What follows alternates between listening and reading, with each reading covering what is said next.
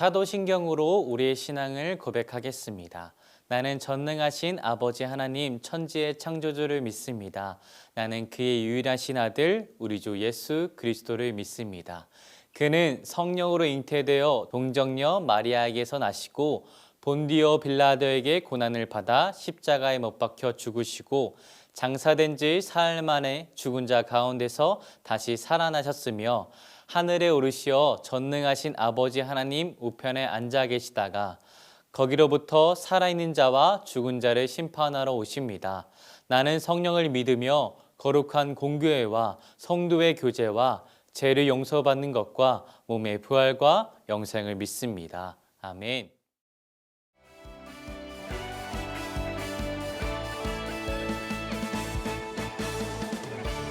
요동치는 바닷물 흔들리는 내 마음 아픈 홍해 뒤는 군대 두려움 가득해 움직이는 바닷물 드러나 내 마른 땅 한 걸음씩 내딛으며 두려움 사라져 너희는 가만히 서서 하나님 하시는 일을 보라 하나님 구원 하나님 능력 너희는 가만히 서서 하나님 하시는 일을 보라 하나님 구원 하나님 능력 온 세상 보게 되리 너희는 가만히 서서 하나님 하시는 일을 보라 하나님 구원 하나님 능력 너희는 가만히 서서 하나님 하시는 일을 보라 하나님 구원 하나님 능력 온 세상 보게 되리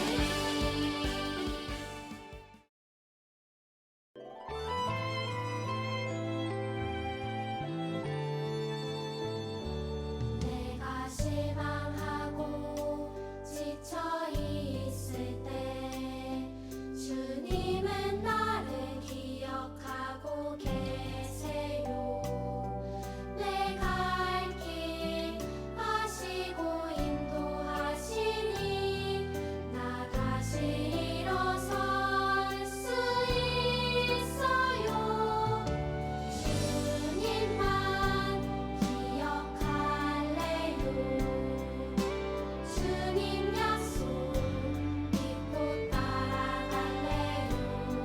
나를 붙잡아 주시는 주님만 바라볼래요.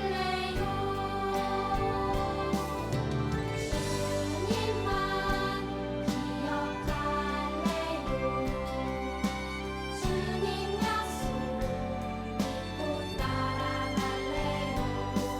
나를 붙잡아 주시는 주님만 바라볼래요.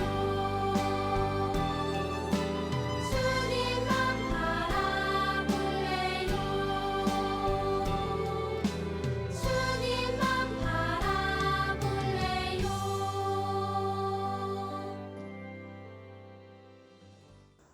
하나님, 감사합니다.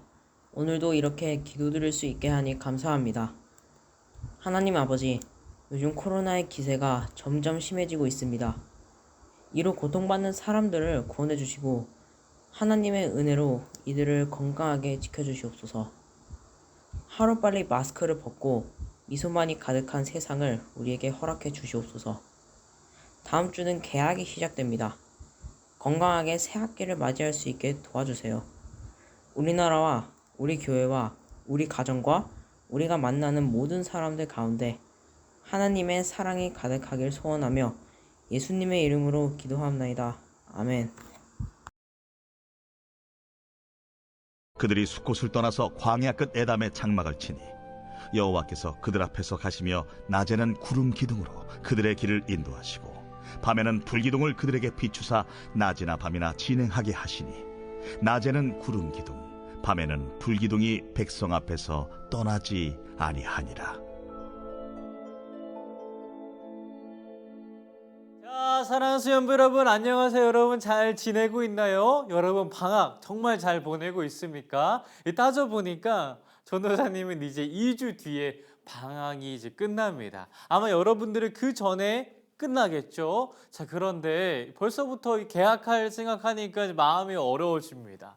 그런데 여러분, 전도사님은 최소한 2년은 더 다녀야 되고요. 여러분들은 5년에서 6년을 더 다녀야 됩니다. 그렇다면 우리가 그때마다 우울해질 수는 없습니다. 그러나 말씀을 통해서 개학도 기쁨으로 또 당당하게 받아내는 시간이 되었으면 좋겠습니다. 그 마음을 가지고 오늘 말씀 잘 들어보도록 하겠습니다. 여러분들은 인간이 얼마나 강하다고 생각하나요? 이전에 비하면 놀라운 경제 성장과 과학기술 등을 본다면 인간의 능력은 엄청나다고 볼 수 있습니다. 그러나 인간이 이 세상 모든 것을 감당할 수 있을까요? 우리 주위에는 인간의 능력으로 어찌할 수 없는 것들이 많습니다. 가장 대표적인 것이 자연인데요. 매년 지구에는 자연재해가 일어납니다. 요즘 심각한 자연재해는 폭염입니다. 특히 이탈리아는 최고 기온이 48.8도까지 올라가는 기록적인 폭염으로 피해를 입고 있습니다.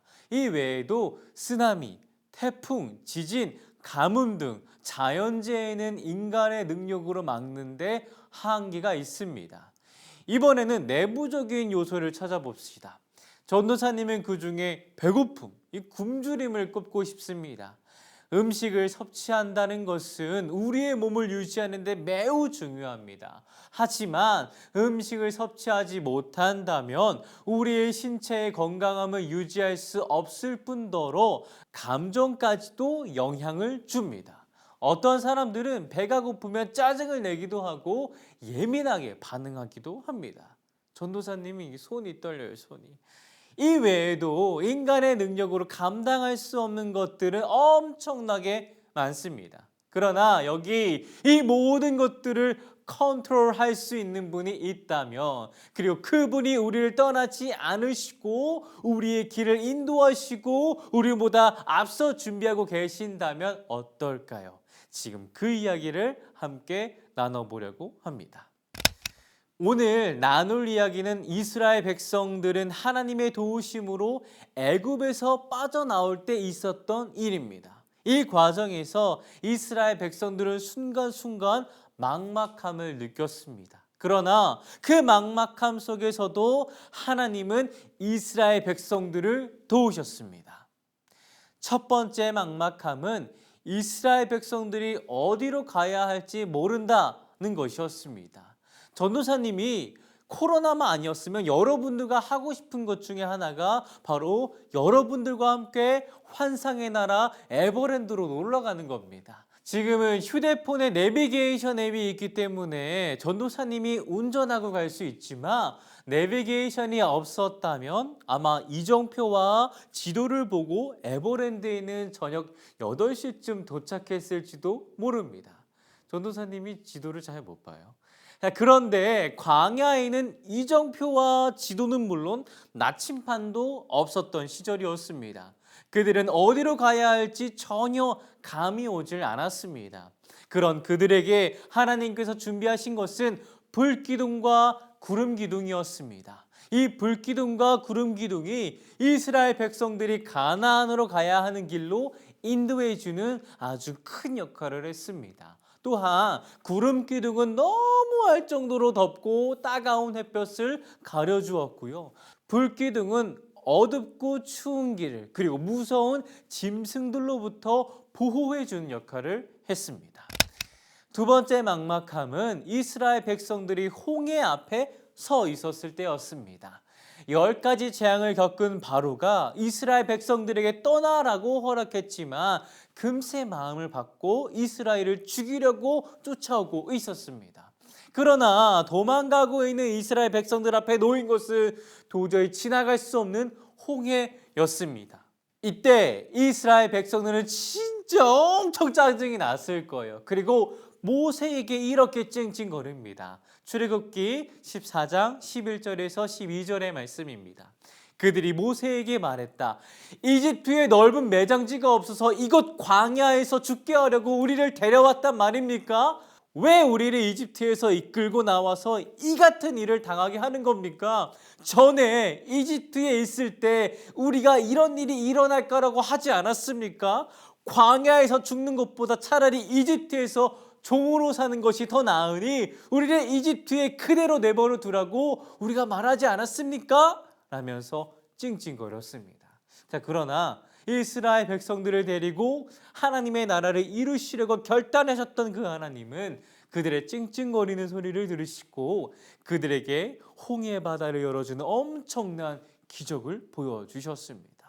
세 번째 막막함은 우리도 매일매일 느낄 수 있는 고민하는 오늘은 뭐 먹지입니다. 하지만 이스라엘 백성들과 우리가 하는 고민이 약간 좀 차이가 있습니다. 우리가 오늘 뭐 먹지? 라고 고민하는 것은 먹을 게 많고 그 중에서 선택을 해야 하는 고민입니다. 그러나 이스라엘 백성들이 하는 고민은 자신들의 먹고 사는 문제가 걸렸습니다. 그들은 애굽에서 가나안까지 어느 정도 걸리는지를 대충 알고 있었습니다. 성인에게는 약 10일 정도 걸리니까 짐을 가지고 또 어린아이들 데리고 여유롭게 가면 약 한 달 정도 걸릴 것으로 예상했습니다. 하지만 그들이 예상했던 기간이 지나고 애굽에서 나올 때 싸왔던 곡식들, 식량들이 다 떨어지고 그들의 짐을 싣고 있는 가축들을 잡아먹을 수도 없는 상황이었습니다. 그러한 상황에서 이스라엘 백성들은 또 모세와 아론에게 찡찡거리기 시작했습니다.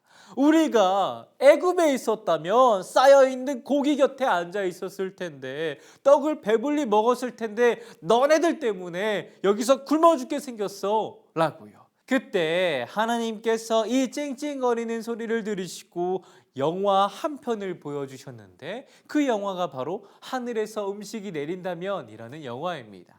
이 영화를 보여주시면서 내가 너희들을 위해 저녁에는 고기, 아침에는 떡 이거 내려줄게 라고 말씀하시고 약속하셨습니다. 그리고 하나님은 약속을 지키시는 분이시기에 정말로 저녁에는 메추라기가 아침에는 떡이 광야 주변에 있었습니다. 영화는 전도사님의 상상력이지만 하나님의 약속과 말씀은 진짜입니다. 자, 이스라엘 백성들은 하나님의 능력과 위대함을 눈으로 직접 본 사람들입니다. 그러나 그들은 여전히 자신들의 뜻대로 되지 않을 때면 찡찡거리기 시작했습니다. 마치 전도사님 집에 매일 찡찡거리는 아이처럼 말이죠. 전도사님의 아이는 배고프다고 찡찡, 졸리다고 찡찡, 배 아프다고 찡찡, 더워서 찡찡, 추워서 찡찡, 이유도 모르게 찡찡거립니다. 전도사님은 이 찡찡거리는 소리를 계속 듣다 보면 너무 힘들어서 영혼 없이 아이를 달랠 때도 있고요. 때로는 우는 모습을 그냥 멍하니 쳐다볼 때도 있습니다. 그러나 전도사님의 아내는 그렇게 하지 않습니다. 아이가 우는 모습을 보고 무엇이 필요한지를 어떤 것이 불편한지를 유심히 관찰하여 그 아이를 전도사님의 아이를 우리 아이를 돌봅니다. 하물며 이 세상을 만드시고 자신의 아들까지 내어주신 하나님께서도 이스라엘 백성들의 찡찡거리는 소리를 들으시고 아 그만 울어 라고 하신 것이 아니라 그들의 소리를 귀담아 들으시고 그들이 필요한 것들을 채워주시고 돌보셨습니다. 그렇다면 우리도 아무 때나 불편하거나 필요한 게 있으면 하나님께 그냥 찡찡거리면 될까요? 여러분 그렇지 않습니다. 우리가 읽고 있는 성경 본문의 큰 배경은 하나님께서 하나님의 나라를 세우기 위해 이스라엘 백성들을 인도하는 상황입니다. 그 과정 속에서 이스라엘 백성들에게 꼭 필요한 것들을 하나님께서 은혜로 채워주고 계신 것이죠. 그리고 하나님께서 그 과정, 하나님 나라를 세우는 과정이 이스라엘 백성들에서 끊어지는 것이 아니라 우리에게까지 이어지기를 원하고 계십니다. 하나님 나라는 하나님의 복이 하나님의 자녀들을 통해 흘러가는 나라이며 힘이 세다고 약한 사람들을 노예로 삼지 않고 약한 사람들도 보호받는 나라. 그 사람이 돈이 많든 적든 힘이 세든 약하든 하나님을 믿는 하나님의 자녀라면 모두가 하나님의 보호를 받는 나라입니다. 이런 나라를 하나님께서 우리를 통해 세워나가길 바라고 계십니다. 이 과정이 우리에게 막막함으로 다가올 수 있을 것입니다. 무엇을 해야 할지 모르고 어떻게 해야 할지 모르고 혹은 여전히 왜 해야 하는지 모를 것입니다.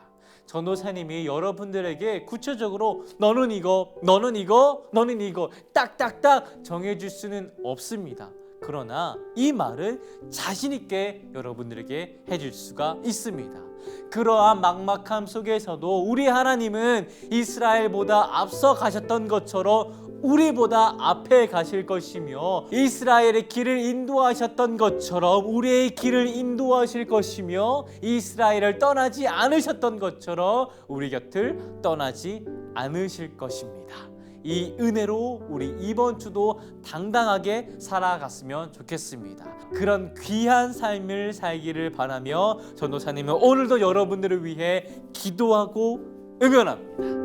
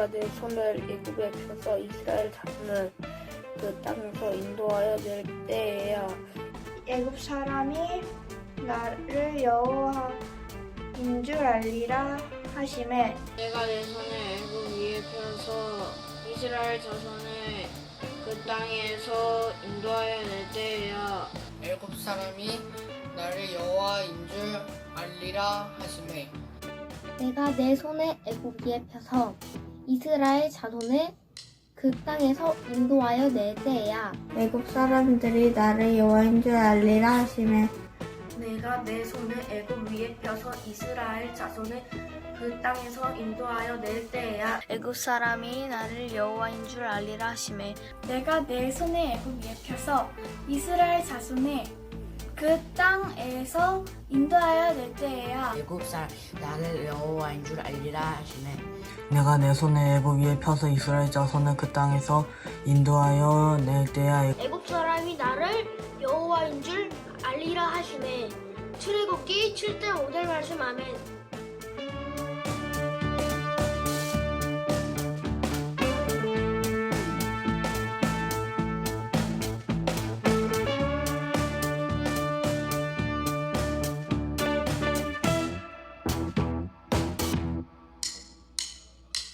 아멘.